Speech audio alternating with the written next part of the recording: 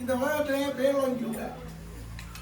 சங்கரன் சதாசிவன் நிர்மன் நிருதரன் இறையவன் சர்ப்பாகவன் சந்திரசேகரன் காலகாலம் காலகங்காலம் திரியம்பகன் திரியட்சகன் நான்மலவு யானைத்தோல் போர்வையும் புலித்தோல் உடைய நிமோ பருவமாக வைக்கின்ற சிவபெருமானும் 32 லட்சம் யோசனம் விஸ்தாரமான சிராப்பதி கருணாரியில் வெளிக்கொண்ட சங்கு சக்கரம் கதை வாழ் தோழன்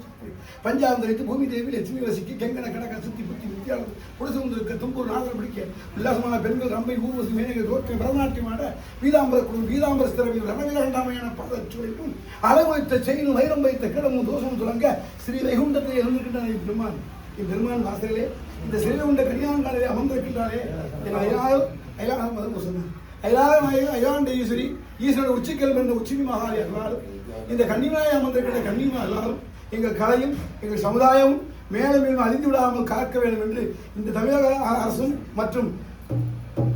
தென்னாடு